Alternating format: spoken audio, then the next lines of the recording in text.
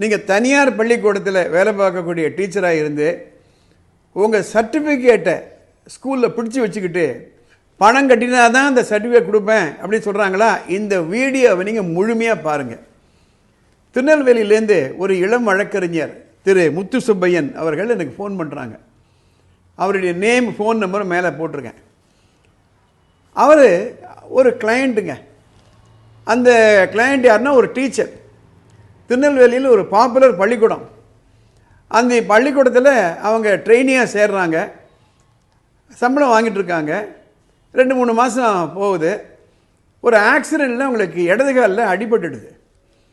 உடனே அந்த அம்மா சொல்கிறாங்க, என்னால் நின்று டீச் பண்ண முடியாதுய்யா, அதனால் என் சர்டிஃபிகேட் கொடுத்துருங்க. ஆனால் பள்ளி நிர்வாகம் நீ 2 மாதம் சம்பளம் கொடுத்தா தான் நான் அந்த சர்டிஃபிகேட் கொடுப்பேன் அப்படின்றாங்க. இவர் என்ன செய்கிறாரு, மக்கள் நீதிமன்றம் லோக் அதாலத் அதில் இந்த விவரங்கள் எல்லாம் சொல்லி ஒரு பெட்டிஷன் கொடுக்குறாங்க. அந்த கேஸு இன்றைக்கி நிலுவையில் இருக்குது. அந்த நீதிமன்றம் அந்த பள்ளி நிர்வாகத்தை கூட்டிருக்காங்க. அந்த பள்ளி நிர்வாகம் கோர்ட்டில் இங்கெல்லாம் சொல்கிற மாதிரி நான் சர்டிஃபிகேட் கொடுக்க மாட்டேன், எனக்கு 1 லட்சம் ரூபாய் கொடு, 60,000 ரூபாய் கொடுத்தா தான் கொடுப்பேன்னு சொல்ல முடியாதுங்க. லோக் அதாலத்தினுடைய அவார்டு பர்மனண்ட். நான் எதற்காக இந்த பதிவை நான் போடுறேன் அப்படின்னா, we are not hopeless, we are not helpless. அந்த இளம் வழக்கறிஞருக்கு என்னுடைய பாராட்டுக்கள்.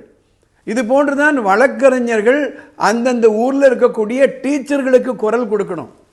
அப்படி இல்லை அப்படின்னா பிரச்சனை தான் வரும், சமுதாயத்தில் பிரச்சனைகள் வரும். இந்த பதிவு அதுக்காக நான் போடுறேன்.